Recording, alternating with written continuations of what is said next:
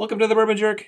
Thanks for the click. Today I'm going to give you my knee-jerk reaction to Bomberger's PFG Precision Fine Grain Bourbon, which is actually a brand new product for 2025. This is one of those products that when I heard about it, this was definitely one of the ones that sounded like it was going to be interesting to me because I'm a fan of Bombergers already, and this sounded like it was essentially like a double oaked version of Bombergers. I'm a huge fan of double oaked bourbon, so this sounded like it might just be right up my alley. So Bombergers is a limited annual release from Michter's, and the bottles usually look like this. I think the labels might change a little bit from year to year, but basically this is what you get. According to their website, the focus for this particular release is to be precise at every step of Bomberger's PFG production process. Bomberger's PFG is made by first aging Kentucky straight bourbon in a new toasted and charred American oak barrel. After full maturation, no age statement or time period listed, the Kentucky straight bourbon is removed from the first barrel and placed in a second, new, custom, proprietary, toasted and charred French fine grain oak barrel of the most exacting specifications. These barrels are toasted at a tightly defined temperature range for a precise period of time before they receive a select charring. This sounds like it was written by an engineer. The whiskey is matured in these second barrels before being dumped into small batches and undergo our signature filtration prior to bottling at 100.2 proof. It is constructed from wood that has been naturally air dried outdoors for a minimum of 40 months in France near the Charente River, which has a unique seasoning environment influenced by humidity, microflora creation, climate, wind direction, and elevation. After this seasoning, the staves are hand-selected to construct Bomberger's PFG finishing barrels.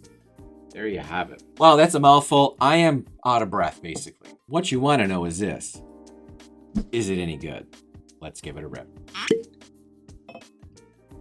All right, so a little darker and more viscous than the regular Bombergers. Now, so the notes that I get off the nose are like dried cherries and maple, like maple cinnamon. You know those packets of oatmeal that you open up and it's got the maple and brown sugar? Nice nose. On the palate? Yeah, there's some nice spice there at the front. Yeah, like a spicy cherry, a spicy dark cherry, maple, brown sugar. It's a decent. It's got a decent mouthfeel to it and some good heat. You know, for a 100 proof bourbon, it does have a pretty decent finish to it. It's got like a nice residual, like maple note on the back of my palate. Yeah, there's a lot of cherry as it kind of sits there and marinates a little bit. But this is a different experience than what I recall. This is definitely much more cherry, more dark, more decadent flavor notes. So let's kind of do a little head to head here. Yeah, even though this one is a bit higher proof at 108, it does smell lighter, almost like a lemon pie crust, which is kind of an interesting note. More citrusy, whereas this is more dark cherry.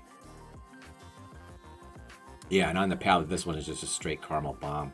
Really well balanced bourbon, like right down the middle type bourbon, where this has a bit more to chew into, a little bit more to dig into. This is definitely more dark cherry, and I get that really interesting maple note.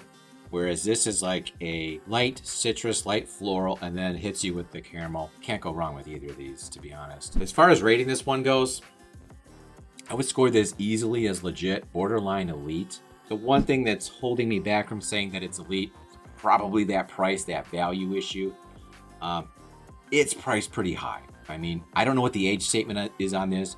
It does deliver a premium experience, but it's hard for me to justify the expense maybe without knowing some of the age. I would seek this one out at a bar if you can't find a bottle. I don't know what the secondary price is on this thing, but if you can find this one, I would definitely check it out. No hesitation. Till next time, cheers. Thanks for watching. Stay jerky.